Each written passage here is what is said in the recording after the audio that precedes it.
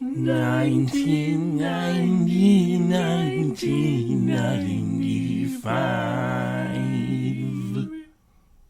So I saw Oppenheimer, and I have thoughts. But I don't want to be one of those basic people and be basic about how I'm going to review it. In fact, I'm not even sure I want to review Oppenheimer in a boring old, look at how he tips his hat in Scene 7 film analysis. No. This will be different, because you see, for my 1995 project, I have already seen 3 whole films that deal with atomic bombs, and they are all incredibly different.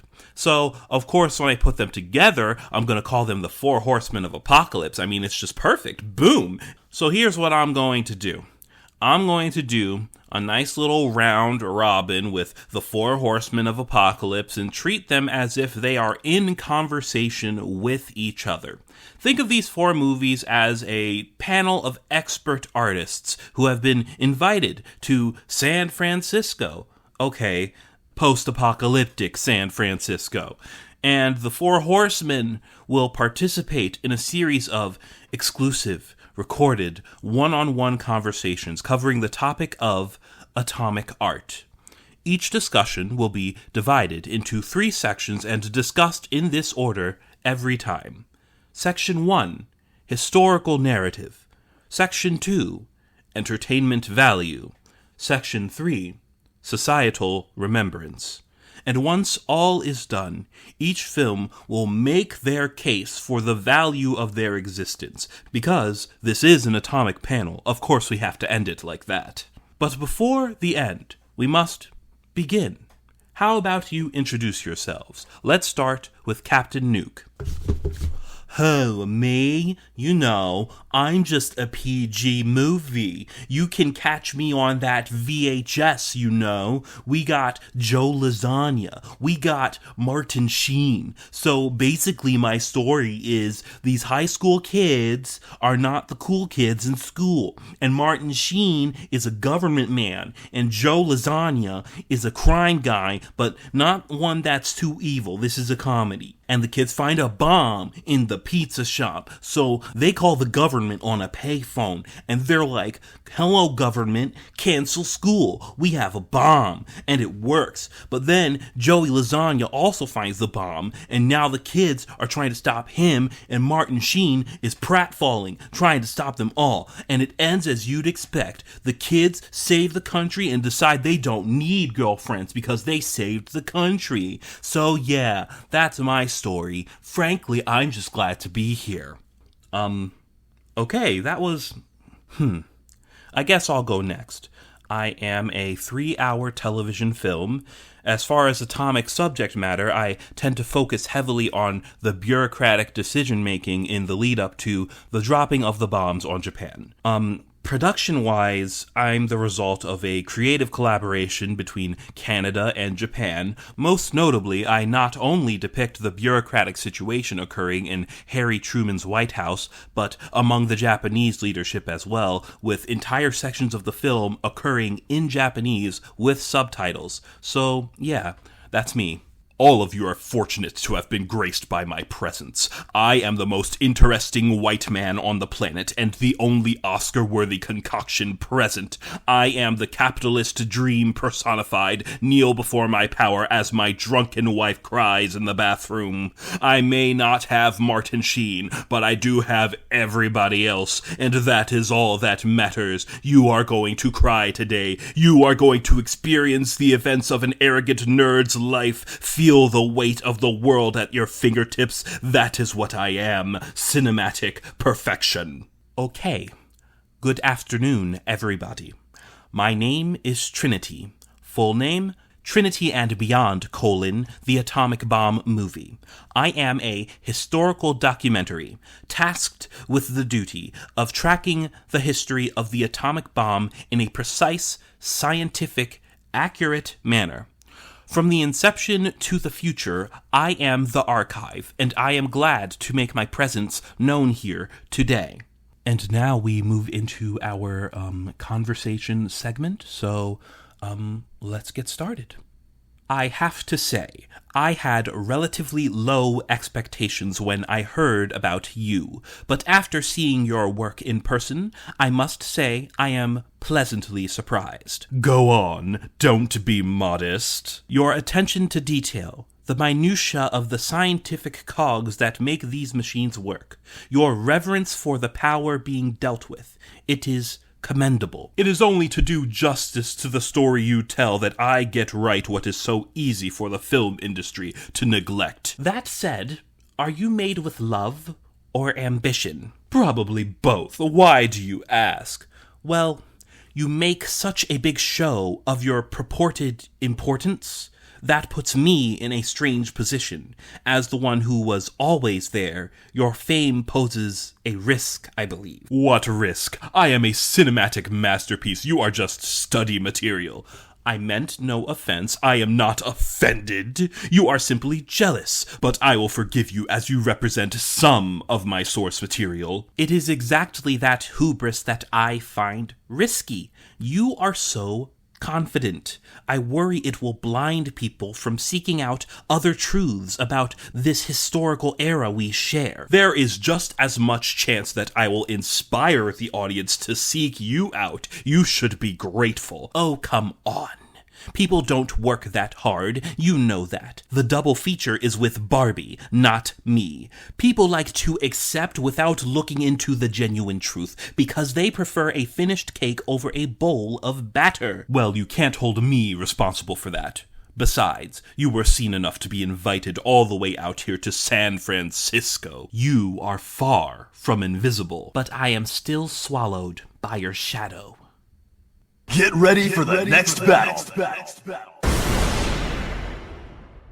Good afternoon, liar. Whoa, that came out of left field. Did it? I saw those hypothetical conversations you tossed in there between politicians that did not happen. I am factual. I stick to the facts. I don't see the harm in the occasional what-if scenario, especially coming from the perspective of bureaucratic implications. Things could have gone so differently, but they didn't, did they? Well, don't sit there and act like you don't have blind spots too. You barely even cover the political implications. Not true. Yes, true. That's what you're all about. The science, dude. The bomb. It's always the bomb with you. Well, yes, it is in my title. That is the focus. I mean, perhaps you're a little too focused on it. What?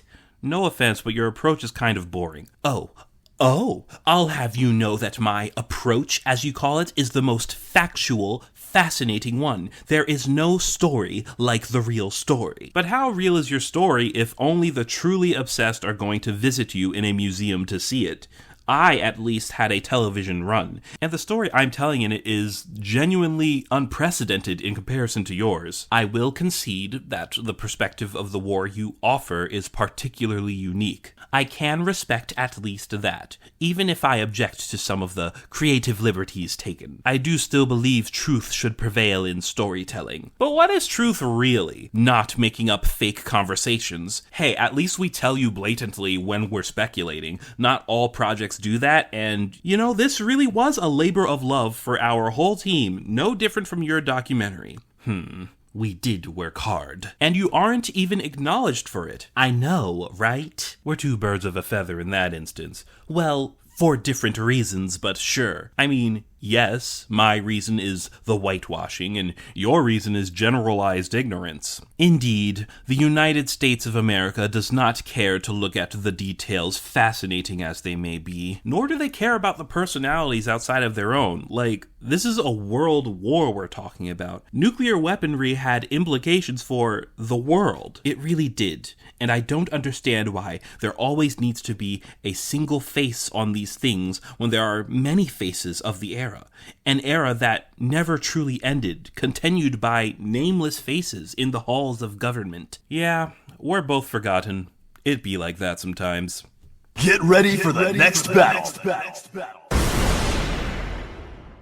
I mean, historically, I guess there isn't much to say other than that you're childish. What? I saw your movie. You're just a bunch of taller children. Including President Truman? Yes, him too. I have a bomb. Do you have a bomb? I have a bomb. That happens in my movie too, buddy. But that does not happen in a pizza shop. Your people are still people just like mine. You all don't know what you're doing, and it's a hot mess. That's the history lesson. I'm just making it more fun. Noted.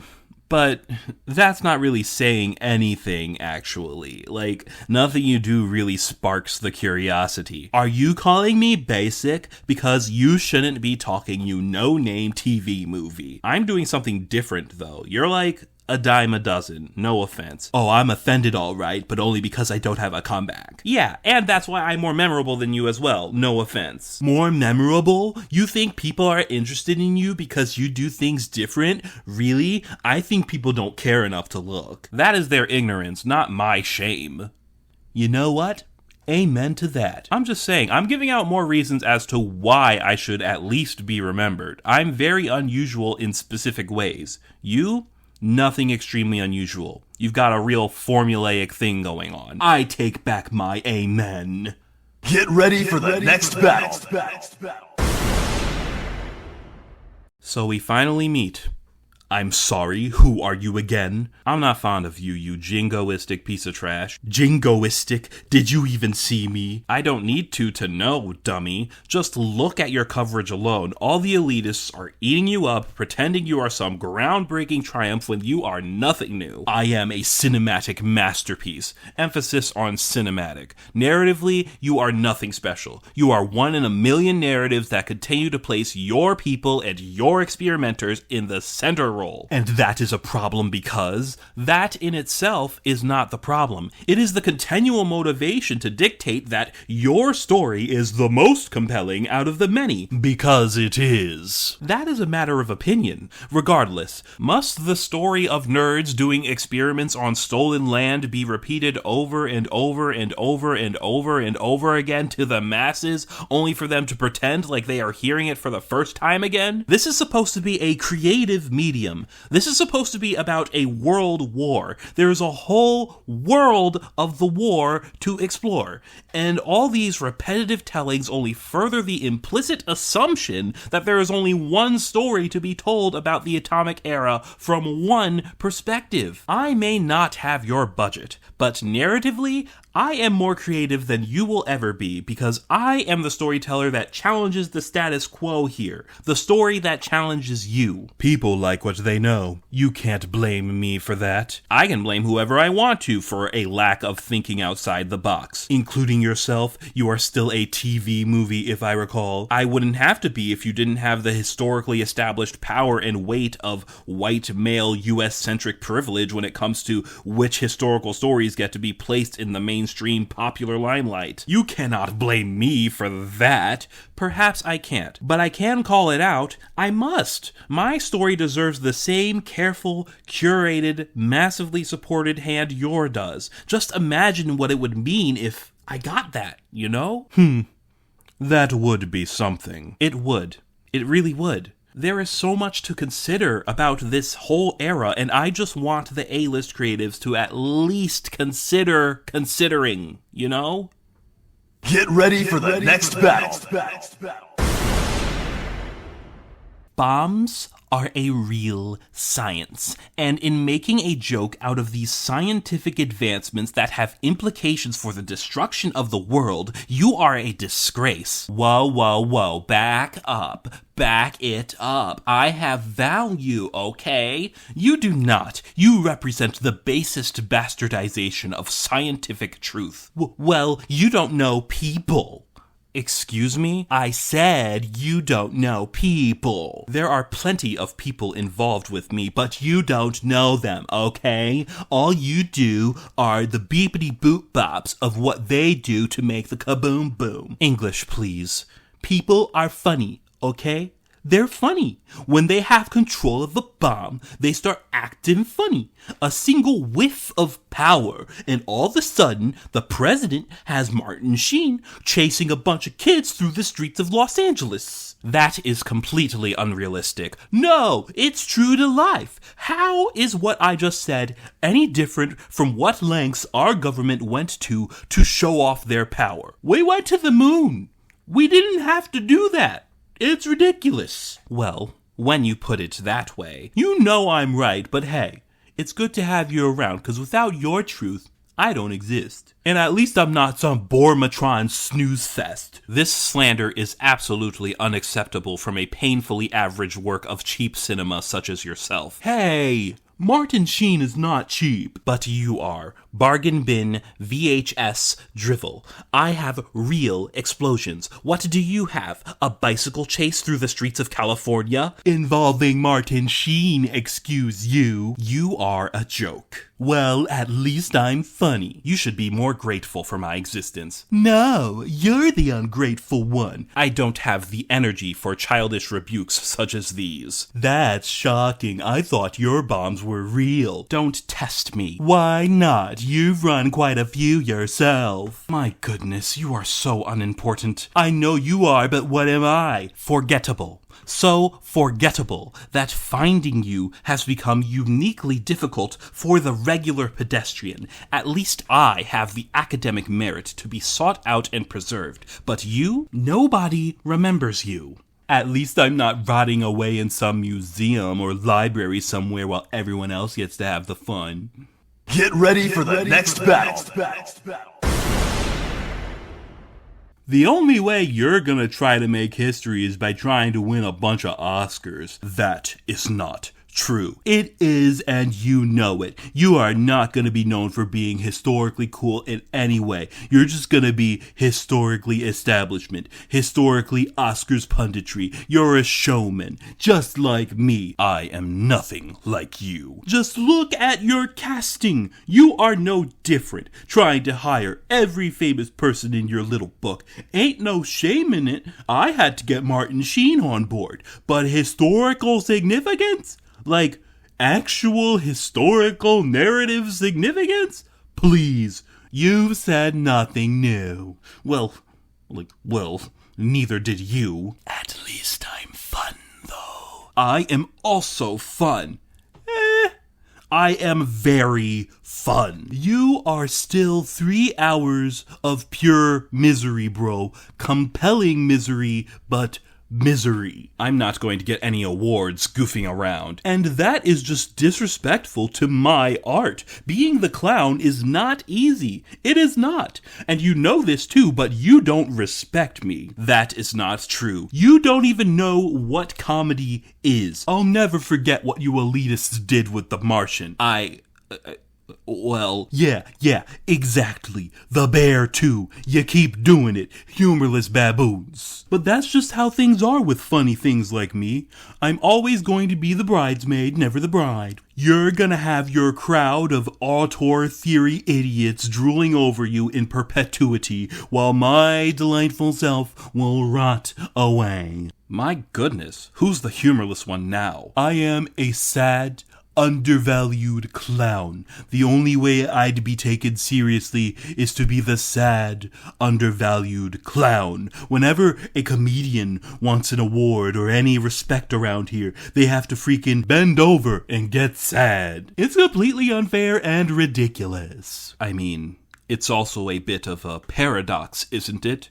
Who would want to respect a nuclear bomb in a pizza shop? Oh, shut up. You are a paradox too, Mr. Quantum Mechanics as an emotional plot point. Wow. Now, those were some truly riveting, revealing conversations. I'm so blessed to have you all here today. Thank you. Thank you all for participating in this dialogue. Let's hear some closing statements. I guess I want to end with the fact that you should watch me if you actually want to learn something, you know?